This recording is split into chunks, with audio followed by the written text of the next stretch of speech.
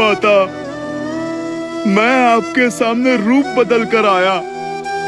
मैंने माया का प्रयोग करके छल किया। मैया, आप मुझे क्षमा कीजिए, पर आपका दर्शन करना, आपसे भेंट करने का सौभाग्य छोड़ नहीं सका ये हनुमान माता।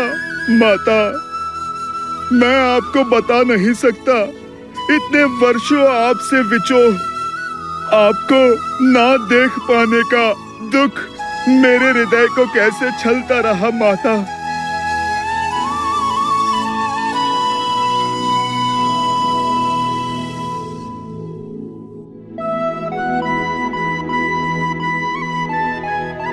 बस पुत्र, संभालो स्वयं को।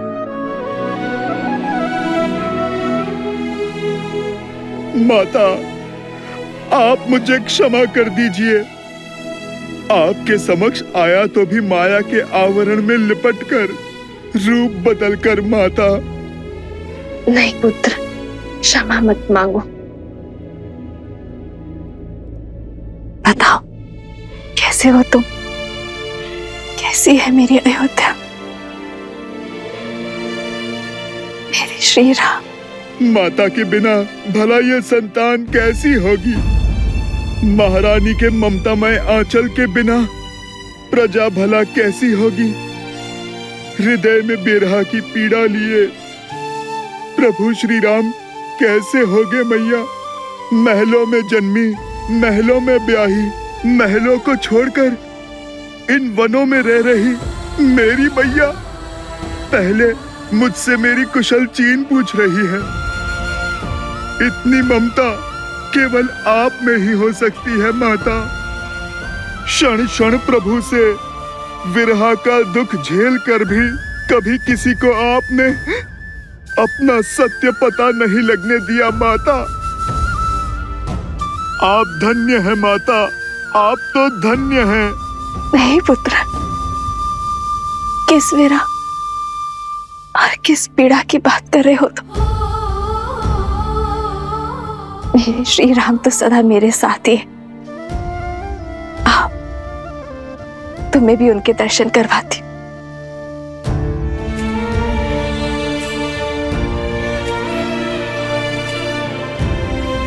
ये रही तुम्हारे प्रभु।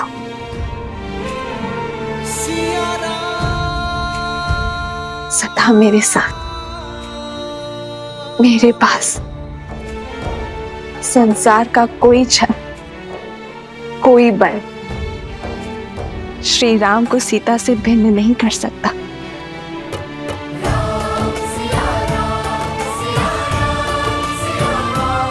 जय सिया राम।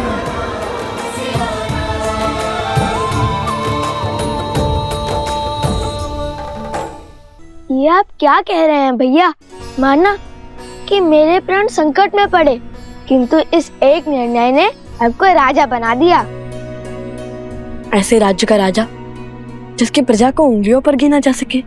प्रजा चाहे मुट्ठी पर हो या अनगिनत, राजा तो राजा ही होता है।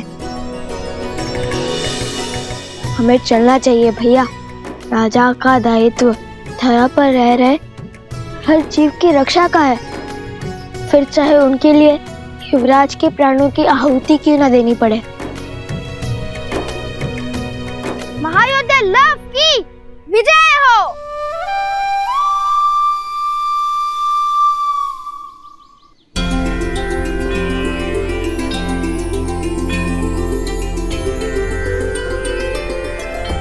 मैं वचन देता हूँ ऋषिवर, मेरे भ्राता लव उस धारा के हर अधर्मी का संहार करेंगे। प्रण पूर्ति का आशीर्वाद दीजिए। लोभना मृतकों का नगर है, वहां कोई भी जीवित नहीं मिलेगा तुम्हें।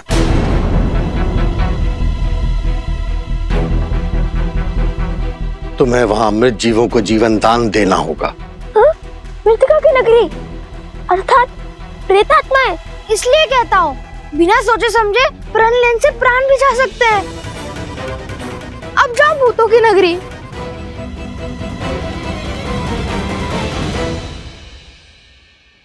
माता कहती है कि ऋषि मुनियों के हर आदेश में कोई ना कोई कारण अवश्य होता है जो ना हम सोच सकते हैं और ना ही समझ सकते हैं। जैसे ऋषि विश्वामित्र श्री राम को लेकर गए थे ताड़का के वध के लिए, किंतु लौटे श्री राम और माता सीता को एक करके, वैसे ही यदि आपने हमारे लिए ये पथ चुना है तो उसके पीछे अवश्य ही कोई उद्देश्य होगा। हमें सफलता का आशीर्वाद दीजिए ऋषिवर। विजयी भाव।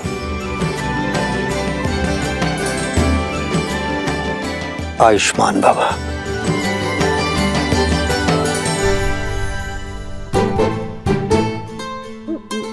अरे सोमकन, बैठ क्यों गए? मैं यही रहकर ऋषिवर की सेवा करूंगा भ्राता लव। नहीं, मैं नहीं आऊंगा। मैं ऋषिवर की सेवा करूंगा। नहीं जाना मुझे। नहीं नहीं नहीं नहीं नहीं, मुझे यहाँ रहकर संतों की सेवा करनी है।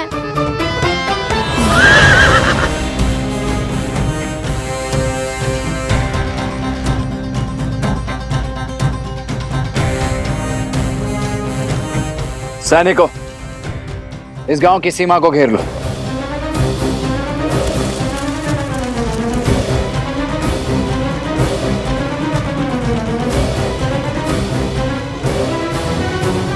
कौशल की भूमि पर अयोध्या के ध्वज के स्थान पर यह चिन्ह लगाने का दुस्साहस किसने किया है?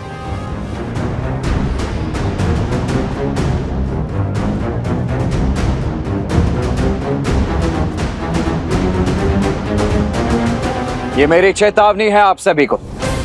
उन दोनों ऋषि कुमारों और उनके साथ आए अश्व को हमें अर्थात राजा राम के प्रतिनिधि लक्ष्मण को सौंप दीजिए।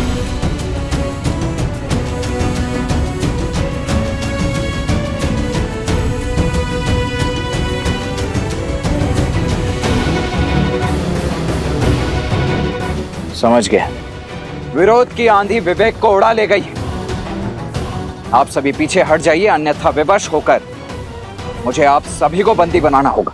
हमारे मन में राजा राम के लिए श्रद्धा भी है और सम्मान भी, किंतु हम लव को अपना राजा और उनके भ्राता कुश को अपना युवराज मान चुके हैं। इसलिए अब आपको हमारे गांव के भीतर आने के लिए उनकी आज्ञा लेनी ही होगी। ये कौशल राज्य है और यहाँ के केवल एक ही राजा है, कौशल नरेश, अयोध्यापति श्री राम। किंतु ये समय आप सभी की आंखों पर बंधी भ्रम की पट्टी खोलने का नहीं है। पग पीछे हटाइए। हम यहाँ उस अश्व और शत्रुघ्न को लेकर यहाँ से चले जाएंगे। आप में से किसी को कोई क्षति नहीं पहुंचेगी। पग पीछे हटाइए और भीतर आने दीजिए हमें। क्षमा करें, महाराज की अनुमति के बिना आप भीतर नहीं जा सकते। अन्यथा क्या? लड़ोगे हमसे? ये पीछे जो खड़ी है ये अयोध्या की वीर सेना है। जीत पाओगे इससे? नहीं, और इसलिए हमारे महाराज की आज्ञा के बिना भीतर आने के लिए हम सब के शवों पर पग रखकर बढ़ना होगा और हम सबको मारना होगा। मारना होगा, मारना होगा।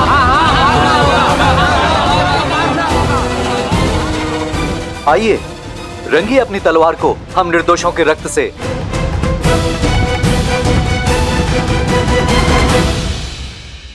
स्वर्ण माला को बार बार खोलने बांधने में कम से गांठ मारने में भी निपुण हो गया हूँ।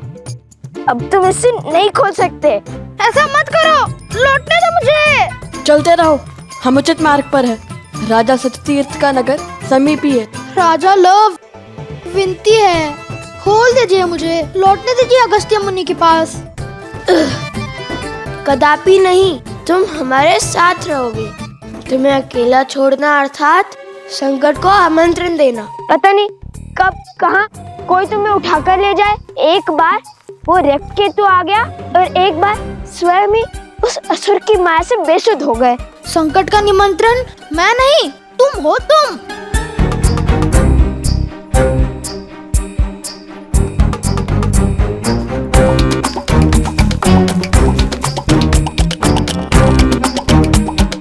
रुक जाता तो अगस्त्य ऋषि से तनिक ज्ञान ही ले लेता।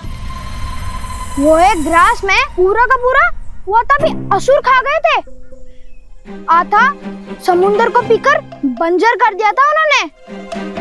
ना कुछ सीख जाता उनसे। क्यों, जल पीना नहीं आता क्या? अच्छा तो आलू का पूरी क्यों नहीं लेकर गए मुझे? ले जा रहे हो तो वो भी वहाँ जहाँ प्रेतों का डेरा है। मेरे पास तो स्वर्ण कमल की माला भी नहीं कि मैं अदृश्य हो सकूं। आलोकपुरी के मार्ग में हमने तुम्हें नहीं छोड़ा था, तुम स्वयं पीछे रह गए थे। इतना खाते क्यों कि भाग ही ना सको?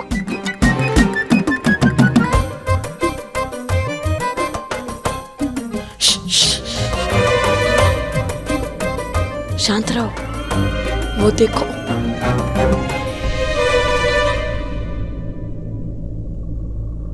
देखो, कहा था ना तुम संकट में ले जाओगे मुझे। नहीं नहीं नहीं, कुछ जाने दो मुझे। मैं नहीं आऊंगा। देखो, तुम तो योद्धा हो, मैं तो साधारण सा बालक हूँ ना। देखो देखो, छोड़ दो मुझे। भाग सकता हूँ, लड़ नहीं सकता। चलो चलो। नहीं, कुछ नहीं होगा, कुछ नहीं होगा तुम्हें। नहीं।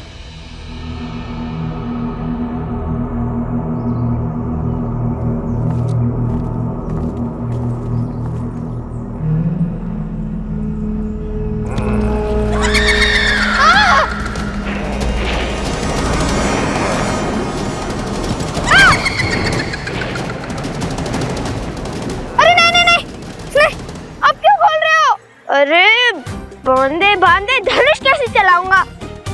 इतने भ्रमित क्यों? कभी खोलो कभी बांधो। नहीं।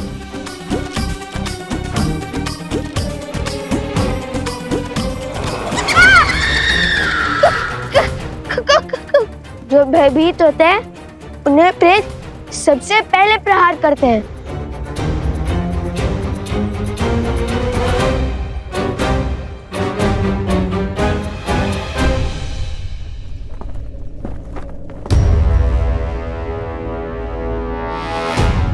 आप सभी मिलकर किसी को भी राजा बना देंगे तो क्या वो मान्य हो जाएगा? मानना पड़ेगा, क्योंकि जिन्होंने हमारे प्राण बचाए उन पर प्राण निछावर करने का धर्म है हमारा। लव कुश जितने वीर हैं उतने ही धीर भी। वो हमारे रक्षक भी हैं और हमारे शुभचिंतक भी। परंतु क्या शास्त्र इसकी अनुमति देते? शास्त्र अनुसार संपूर्ण कौशल राज के केवल एक ही राजा हो सकते हैं और वो राजा हैं श्री राम। शास्त्रों की अनुमति से ही ये निर्णय लिया है हमने। परिस्थिति के अनुसार विशेष पूजा करके कुछ समय के लिए अपना राजा बदल सकते हैं और इनका राज्याभिषेक तो स्वयं ऋषिवर हरित ने किया है। इसलिए आने वाली पूर्णिमा तक लव ही हमारे महाराज रहेंगे। हाँ हाँ, लव और कुश ने असुरों को मारकर हम सबको घोर विपदा से बचाया है। रघुकुल ने रक्त बहाया है इस धरा के लिए और आज इसी धरा की प्रजा अपने ही राजा के आदेश की अवहेलना कर रही।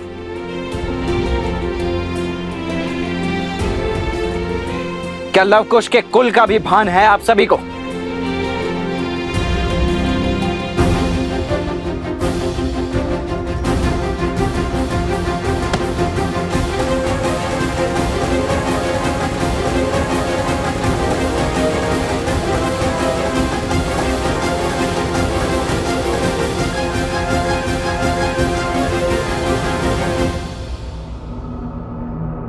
भूत प्रेतों की नगरी, यही स्थान मिला था ऋषि अगस्त्य को।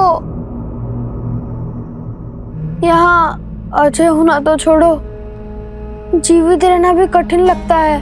अभी तो उनकी महिमा गा रहे थे। हाँ, आगे बढ़ो।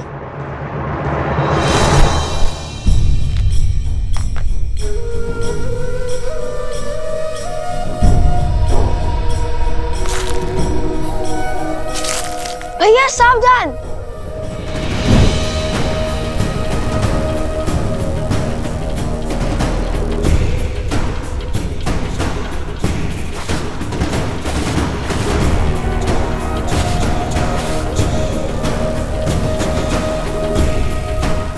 ये तो स्वर्ण है।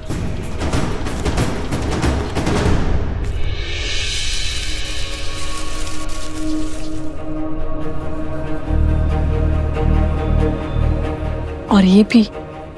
भैया ये स्थान स्वर्ण से बना है, कहीं हम लंका तो नहीं पहुंच गए? अच्छा, तो अभी तक कितने सागर पार किए हैं तुमने?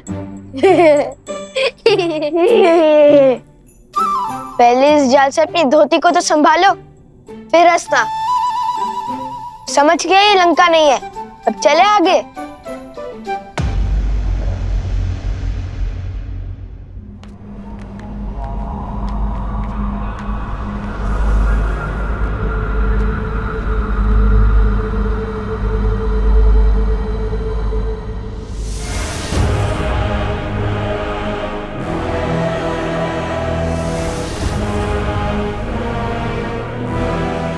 यहाँ तो सन्नाटा है, जीवन का कोई चिन्ह नहीं है, हर ओर धूल है। झील का जल कैसे काला पड़ गया है। स्वर्ण की नगरी जो अब भक्तों की नगरी हो गई है।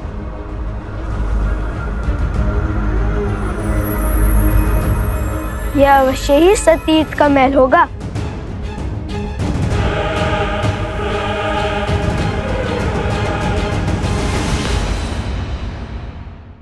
वो देखो, कोई है वहाँ। भेष से तो ब्राह्मण देव लगते हैं। हाँ, कदाचित मार्ग भटक गए होंगे। सोम, तुम जाकर उनसे पूछो, हम महल की ओर जाते हैं। अति उत्तम। अब दोनों जाइए महल, उन भूतों के राजा और सैनिकों के पास। मैं इन भद्रा पुरुषों की रक्षा करता हूँ।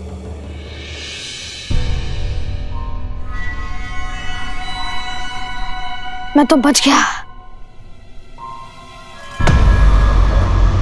सुनिए ब्रह्मदेव। प्रेत!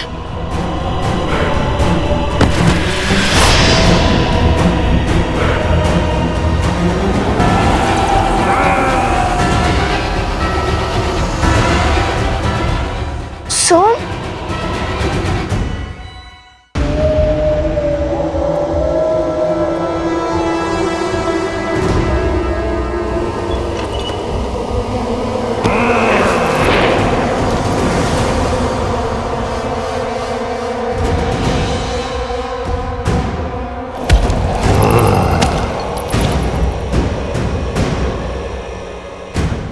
प्रेतात्माएं जिनका श्राद्ध पूर्ण नहीं हुआ।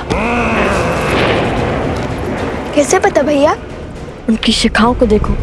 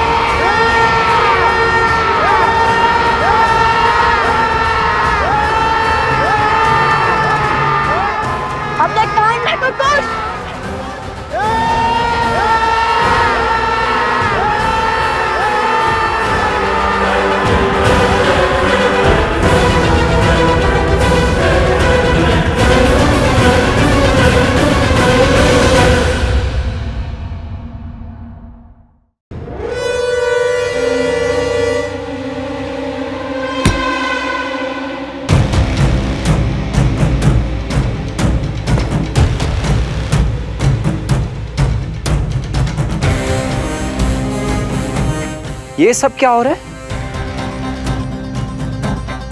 विद्रोह की तैयारी।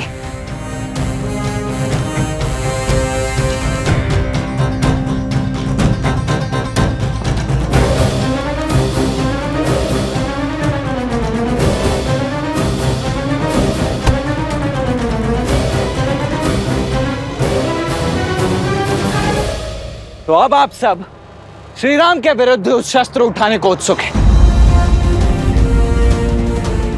क्या यही है श्री राम और अयोध्या के प्रति आपका सम्मान?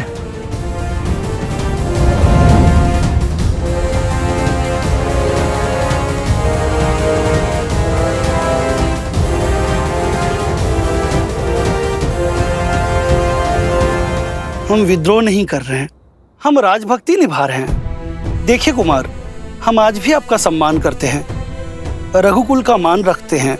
जिस धर्म के लिए रघुकुल के ऋणी हैं, वही ऋण उन बालकों ने हम पर चढ़ा दिया है। धर्म कहता है आने वाले पूर्णिमा तक हम अपने नए राजा का साथ दें। अतः आपसे विनती है, आप भी तनिक अपनी प्रजा पर विश्वास कीजिए। अपने राजा की ढाल बनना यदि आपकी इच्छा है तो अपने राजा की आज्ञा का पालन करना मेरा कर्तव्य है। उन दोनों ऋषि कुमारों ने हमारे अश्व और मेरे छोटे भाई शत्रुघ्न का अपहरण किया है। अब या तो आप हमें वो अश्व और शत्रुघ्न लौटा दीजिए, अन्यथा युद्ध के लिए सज्ज हो जाइए।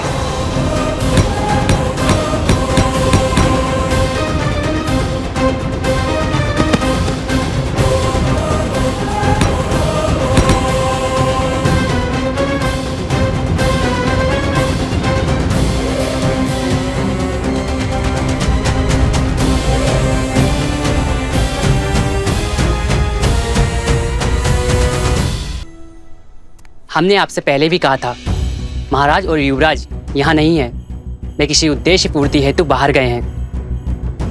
यदि आप उनके बिना भीतर आना चाहते हैं तो आपको हमें मृत्यु के घाट उतारना होगा और इस गांव को मरघट बनाना होगा, भूत प्रेतों का नगर बनाना होगा।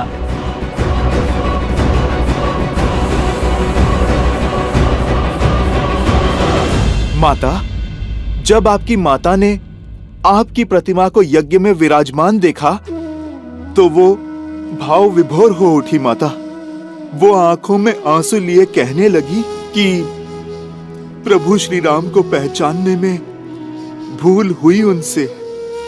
प्रभु श्री राम को जिसने नहीं जाना उसने कुछ नहीं जाना। माता, ये बात तो उचित कही उन्होंने। माता, शीघ्र ही अयोध्या आपको पुनः पाने का सौभाग्य पाएगी माता। किंतु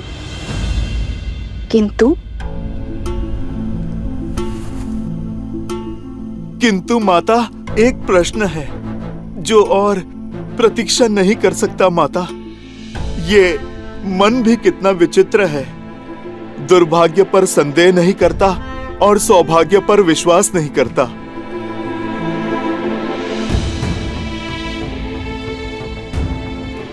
पुत्र का अधिकार है कि मन में उठ रहे हर संशय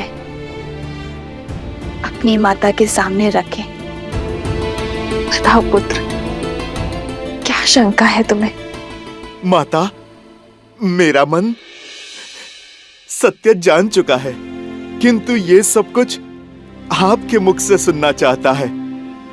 माता, क्या कुमार लव और कुश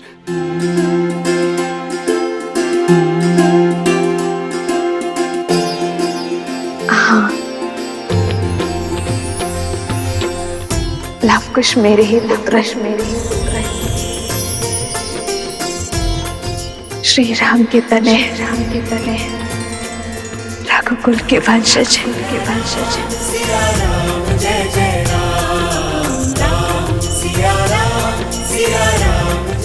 माता, मैं जानता था, मेरा मन झूठ नहीं कह सकता। माता, वो दोनों मेरी माता के पुत्र हैं, मेरे छोटे भाई हैं, मेरे छोटे भाई हैं माता, मेरे छोटे भाई हैं। लवकुश मेरे छोटे भाई हैं माता। हनुमान, इतनी आयु में भी बचपना। अब माता के सामने तो ये पुत्र बच्चा ही रहेगा ना माता। और फिर माता, बात भी तो ऐसी ही है, मैंने तो लवकुश को देखते ही उनमें आपकी और प्रभु की छवि पाली थी माता। उनकी कला, उनका तेज, उनका शौर्य बिल्कुल प्रभु की भांति है। मेरे प्रभु और मेरी माता की आत्मा का विलक्षण संगम है दोनों।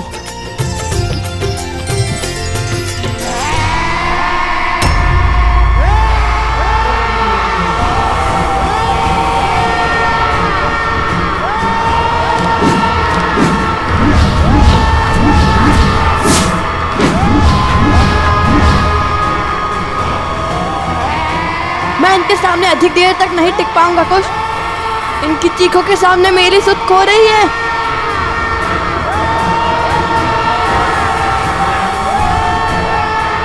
कुश, ये तो रुक ही नहीं रहे।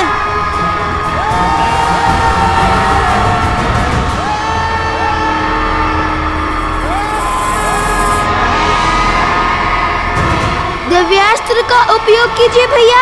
मुनिवर ने हमें इन्हें जीवित करने के लिए भेजा था, इन्हें मारने नहीं। मिल गया उपाय। हनुमान, संभालो स्वयं को। माता मैं क्या करूं? मन उल्लास के सागर में गोते खा रहा है। उन्हें यहाँ वन में नहीं, वहां महलों में होना चाहिए। राजकुमारों के भांति जीना चाहिए माता। समर्पण से बोए और प्रेम से सींचे दाम्पत्य को खंडित करने का साहस कहां से लाती है नियति? क्या मैं अयोध्या के कल को आज उनके पिता के सम्मुख नहीं ले जा सकता माता? क्या प्रभु और आपके पग में पड़ी वियोग की बेड़ियों को मैं नहीं काट सकता माता? हनुमान, जब मेरा तप पूर्ण होगा तो मेरे प्रभु श्री राम मुझे और मेरे पुत्र को ढूंढने अवश्य आएंगे। भगवान वाल्मीकि और अन्य मुनिवर लवकुश को जिस पथ पर भेज रहे हैं वो तप का ही पथ है हनुमान। और तुम तो बल और बुद्धि दोनों के ही स्वामी हो हनुमान। तुम्हें कुछ समझाने या बताने की आवश्यकता नहीं है। जो उचित लगे वो करो। जब लवकुश का जन्म हुआ था तो शत्रुघ्न भैया यहाँ आए थे। तब मैंने उनसे कहा था, सूर्यवंश के इन सूर्य का तेज अयोध्या तक नहीं पहुंचना चाहिए। आप किसी से कुछ नहीं कहेंगे भैया।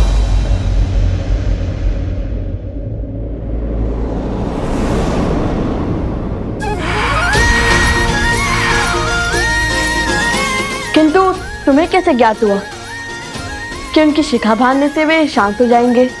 इतना भी अज्ञानी नहीं हूँ मैं भैया। भूल गए भैया बालपन में जब बालपन? अरे अर्थात जब और भी छोटा था तब यज्ञोपवीत संस्कार के समय मैंने उपहास में सूंघकर उनकी शिखा खोल दी थी। तब माता ने बताया था शिखा ऊर्जा को शीश चक्र को चारों ओर केंद्रित करती है, व्यक्ति को उच्च चेतना और दिव्य ऊर्जा से जोड़ती है। इसे खोलकर रखने से ऊर्जा अधिक स्वतंत्र रूप से प्रवाहित हो सकती है और बांधने से रुक सकती है, जिससे व्यक्ति का मन और मस्तिष्क भी स्थिर हो जाता है। अति उत्तम। चलो कुछ तो पाठ स्मरण है तुम्हें।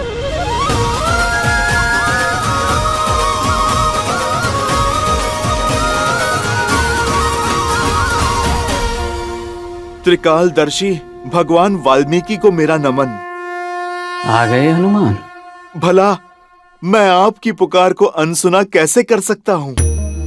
आप मेरे आने का कारण तो जानते ही हैं। लव और कुश अयोध्यापति श्री राम के पुत्र हैं, किंतु संसार को ये सत्य बताने का समय अभी नहीं आया, क्योंकि आप उन्हें किसी बड़े उद्देश्य की पूर्ति के लिए सज्ज कर रहे हैं। जैसी आपकी इच्छा। किंतु मैं एक आज्ञा आपसे अवश्य चाहूंगा। आप मुझे मना मत कीजिएगा। साक्षात शिव के अंश को कैसे मना कर सकता हूं? यदि तुम्हारे मन में कोई इच्छा जागृत हुई है तो वो सर्वथा आवश्यक ही होगी। बोलो, क्या चाहते हो?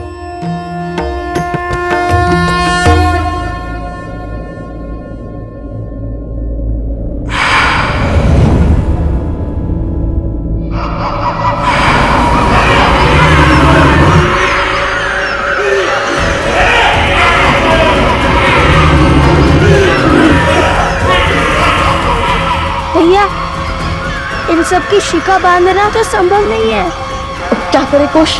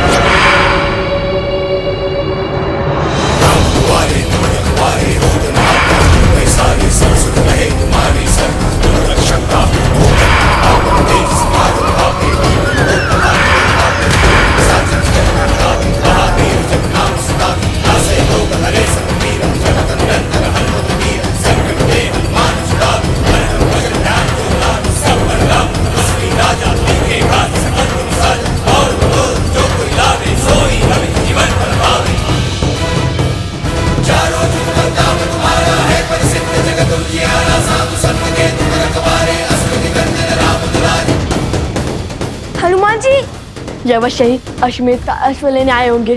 भागो कुश। अरे ऋषि कुमारो, रुकिए।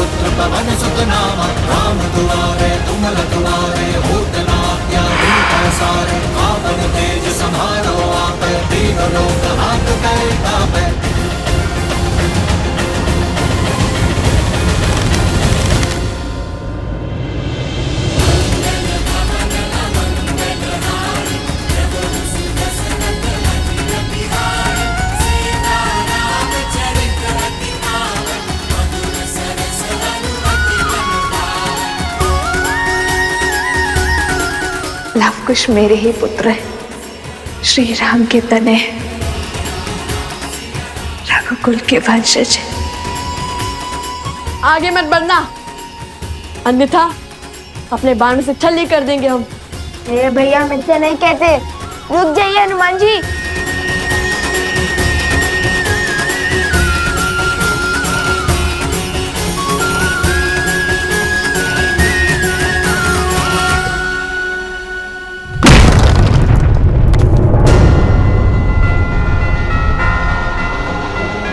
भैया अवश्य ही इनकी कोई योजना होगी अश्वमेध जाने की।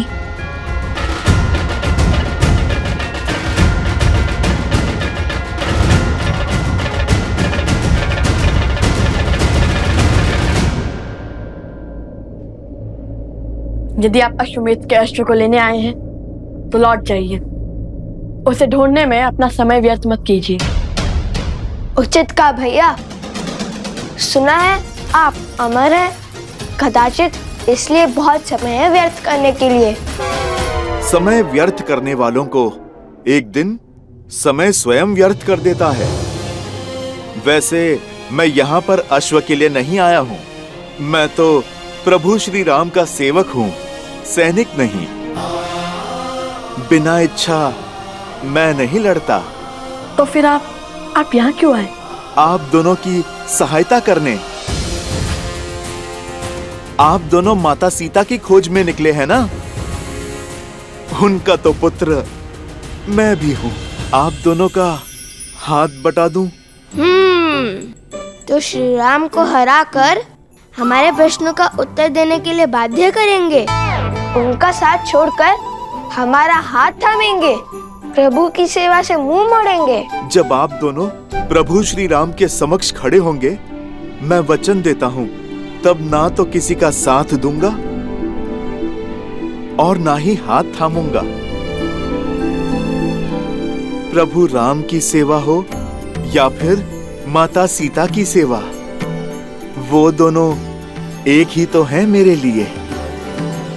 ठीक है, आप हमारे साथ आ सकते हैं। पहले बताइए, इस सहायता के बदले में क्या चाहिए आपको?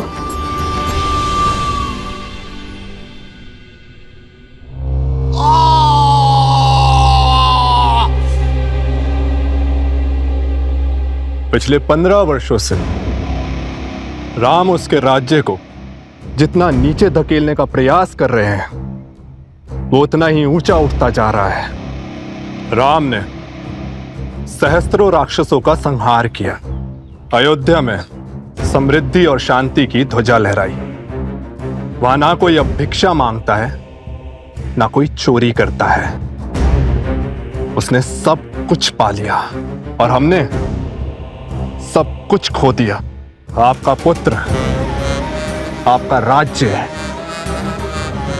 आपका सम्मान, आपके भाग में केवल एक जीत आई, राम और सीता का वियोग, और कुछ नहीं। आपकी पराजय हो चुकी है।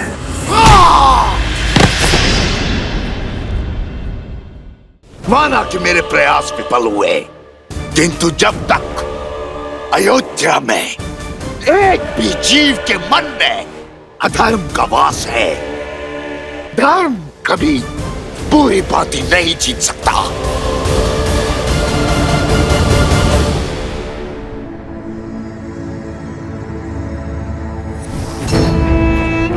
सच अनेक अर्थी नहीं होता है, उसका केवल एक ही अर्थ होता है, एक ही रूप होता है, एक ही स्वरूप होता है। जबकि मिथ्या शास्त्र मुखोटे लेके घूमता है। दूध में दही की एक बूंद की भांति होता है। पहले पहले तो कुछ नहीं बदलता, किंतु फिर सत्य का स्वरूप भी बदल देता है। अगली चाल क्या होगी महाराज? अश्व। लव कुश ने उसे यही कहीं छुपाया होगा। मार डालो उसे। लक्ष्मण को वो अश्व जीवित नहीं मिलना चाहिए। अश्व मरा तो राम कभी उन बालकों को क्षमा नहीं करेगा। उनका अंत होगा और तब हम उनका सत्य संसार के सामने लाएंगे। सीता इस विश्वासघात को कभी नहीं सह पाएगी। पति से वियोग का विष तो पी गई, किंतु पुत्रों की मृत्यु का दंश नहीं सह पाएंगे और सीता की मृत्यु राम के अंत का कारण बनेगी।